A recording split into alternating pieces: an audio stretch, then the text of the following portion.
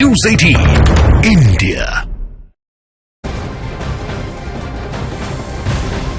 और बड़ी खबर महाराष्ट्र से, जहां पर शरद पवार की पार्टी को चुनाव आयोग ने बड़ा झटका दे दिया है। चुनाव आयोग ने अजीत पवार गुट को असली एनसीपी मान लिया है। चुनाव आयोग के मुताबिक अजीत पवार गुट को एनसीपी का नाम साथ ही चुनाव चिन्ह दोनों के इस्तेमाल का अधिकार है। हालांकि आयोग ने शरद पवार को नई पार्टी बनाने के लिए 3 नाम देने को कहा है। अब शरद पवार गुट को ये नाम आज शाम 4 बजे तक देना होगा। उधर चुनाव आयोग के फैसले के बाद पूरे महाराष्ट्र में अजीत पवार के समर्थक जश्न में डूब गए। तस्वीरें आप देख लीजिए। अजीत पवार 2 जुलाई 2023 को एनसीपी के 8 विधायकों के साथ महाराष्ट्र की शिंदे सरकार में शामिल हो गए थे। उन्होंने अपने साथ एनसीपी के 40 विधायकों के समर्थन का दावा भी किया था। उस वक्त गठबंधन सरकार में अजीत को डिप्टी सीएम बनाया गया था। शरद पवार से बगावत के बाद अजीत ने 30 जून को यह दावा किया था कि बहुमत उन्हीं के पास है और इसीलिए पार्टी पर उनका अधिकार है।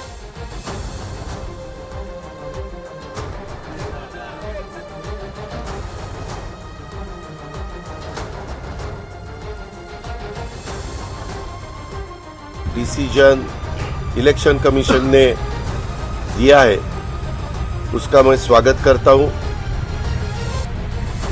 विनम्र से ये उन्होंने दिया हुआ डिसीजन हम स्वीकारते हैं और उसका स्वीकार करते हैं। और हमारा जो पार्टी का नाम था, पार्टी का सिंबल था, पार्टी का फ्लैग था, वो सभी हमारे लोगों के साथ उन्होंने डिसीजन जो दिया उसमें बारे में हम बहुत खुश हैं।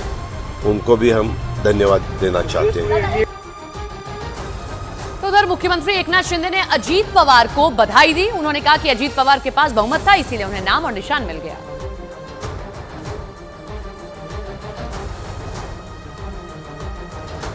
मेजॉरिटी को महत्व होता है और मेजॉरिटी आज अजीत दादा पवार जी के पास है और इसीलिए चुनाव आयोग ने निर्णय मेरिट पे लिया हुआ है। और लोकतंत्र में बहुमत फिर से एक बार सिद्ध हुआ है। इस राज्य में जितने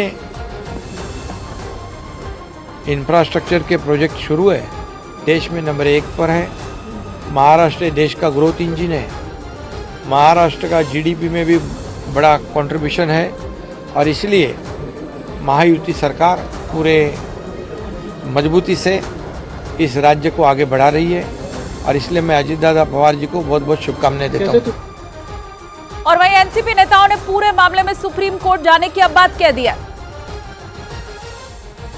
अब देख रहे हैं हमारे डॉक्यूमेंट्स भी ठीक थे और फाउंडर मेंबर, इस पार्टी का फाउंडर मेंबर और फाउंडर लीडर कौन रहा है, तो एक ही नाम है, उसका नाम है शरद पवार।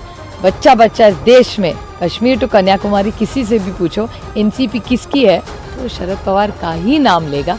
लेकिन ठीक है, माहौल कुछ और है, अदृश्य शक्ति इस देश में है जो ये सब कर रही है। ठीक है, लड़ लेंगे यार, कौन सी बड़ी बात है, हम लोगों में जाएंगे। लेकिन आगे की क्या होगा? अरे हाँ, बिल्कुल कोर्ट, सुप्रीम कोर्ट तो जाएंगी। अगर हम पे अन्याय होगा तो कोर्ट तो जाना ही पड़ेगा ना। देश के लोग जानते हैं कि राष्ट्रवादी कांग्रेस पार्टी जो है, चुनाव चिन्ह जिसका जो घड़ियाल है वो किसकी पार्टी है? शरद पवार साहब की पार्टी। कुछ चंद महीने पहले आकर इन्होंने क्लेम किया और बोला पार्टी हमारी है और इलेक्शन कमीशन ने, चुनाव आयोग ने उन्हें दे दिया। तो कहीं ना कहीं लोग भी समझते ना कि ये गलत बात है। हमारे देश में 28 राज्य में राष्ट्रवादी कांग्रेस पार्टी जिसके अध्यक्ष शरद पवार साहब है, 28 राज्य में हम हैं। वहाँ हमारे कार्यरत कमेटी है, उसमें से 25 अध्यक्ष और 25 कमेटी ने शरद पवार साहब, राष्ट्रवादी कांग्रेस पार्टी और चुनाव चिन्ह को एक बैकिंग दिया था, सपोर्ट दिया था कि हम तुम्हारे साथ हैं। इतना होने पर भी, इतनी संख्या बल होने पर भी, सदस्य होने पर भी अगर इलेक्शन कमीशन कहीं ना कहीं अजीत पवार के ग्रुप को ही देता है तो ये सवाल उठेगा ही कि ये सच्चाई क्या है और सुप्रीम कोर्ट ने बताना। आइए अब आपको बताते हैं कि पूरा मामला क्या है। दरअसल अजीत पवार 2 जुलाई 2023 को एनसीपी के 8 विधायक लेते हैं और महाराष्ट्र की शिंदे सरकार में शामिल हो जाते हैं। उन्होंने अपने साथ एनसीपी के 40 विधायकों के समर्थन का दावा किया था।